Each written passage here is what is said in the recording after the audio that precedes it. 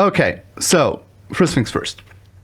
I like this idea that a citizen is by default an activist, or should be an activist, because since we separated from kings and queens, since we gained our freedom, we developed this public sphere, and we became responsible of our freedoms. And if people don't get involved in social movements, the systems tend to skew towards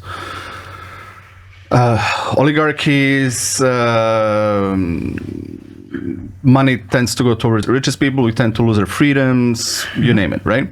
So I'd like to talk about the importance of political activism. I think you're a great embodiment of that.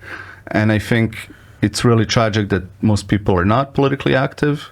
We're talking something like 98% of people are probably not involved into social... That sounds about right, yeah. And that maybe is the reason we live in a society we live in right now. And we have all these problems because people are not active. They don't understand what is going on economically, politically. Yeah, and well, as I say, the medium is the message here. Yeah. Yeah. But so what do you think about this idea? Like, is this kind of a conclusion that Noam Chomsky and Naomi Klein types came with when they looked at 20th century and they said all progress in human rights, LGBTQ rights, women rights, were a result of grassroots social movements? And why is that not the case as much anymore? Why? Yeah, I think that, I agree with that reading of history. In any case, like if you look at any of the things, The Weeknd, any kind of like access to medical care, access to sorry, what do you mean The Weeknd?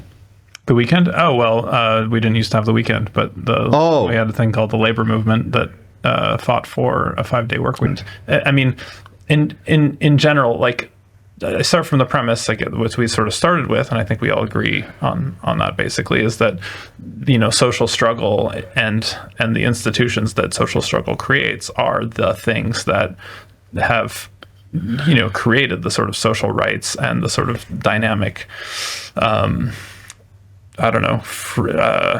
and abundant societies that we have seen in the course of human history, one of which we're sort of living in, hopefully not at the tail end of, but maybe, and so like social struggle is the first point. The second point is creating institutions that reflect the sort of needs and expression of the working class, of communities, and so on.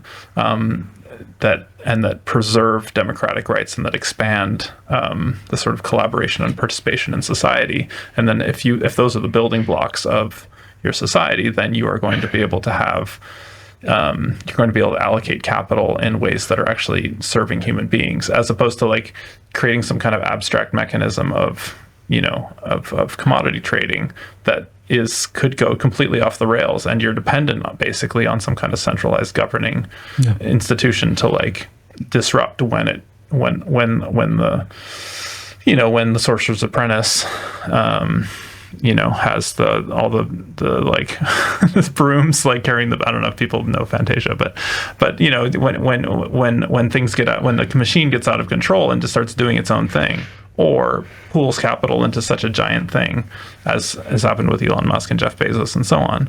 And then you have these people who have like way too much power, and then you have to like smash that power and redistribute it, which is obviously a very tall order, especially when they have so much technological control, so much like quasi-military even control, and especially through a regime like what we see in the US right now.